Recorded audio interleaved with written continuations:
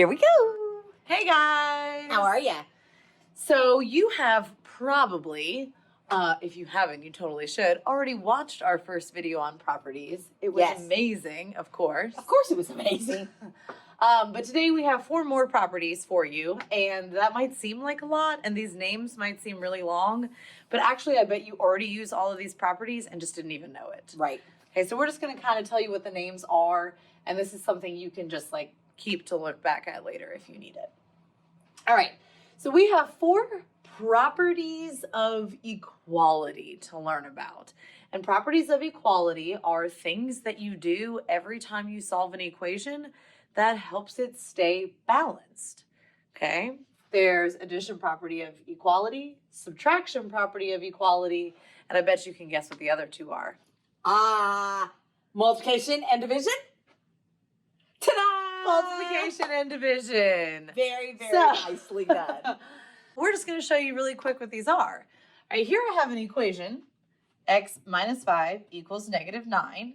And after I draw my line, Ms. Voss, how would I solve this? You have to get rid of that negative 5 by adding 5 to each side. Add 5 here. Ta-da! And add 5 here. And hold up. I don't even need to finish this. Nope. That right there, that's the addition property of equality. Yes, it is. It just says that anytime I add a number to one side, I've got to add it to the other side to keep my equation balanced. Absolutely. We're going to have some sound effects now. Okay. Okay. So the next thing we're looking at is Subtraction property of equality. Right. What does that mean? Well, let's look at this equation.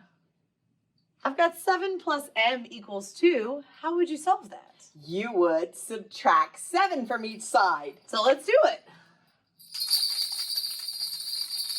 It's like magic.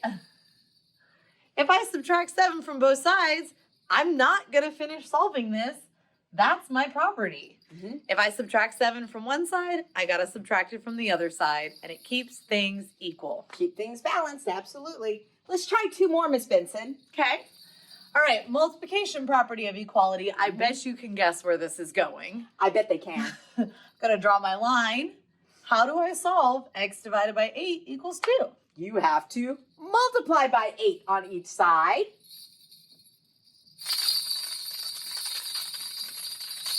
Beautiful. And that's it. Still not solving anything. That's my property. If I multiply by 8 on one side, I got to do it to the other side. Absolutely. And the last one. Division property of equality.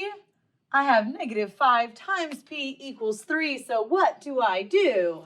You divide on both sides by negative 5. You divide. Wow. And that's it. That's amazing.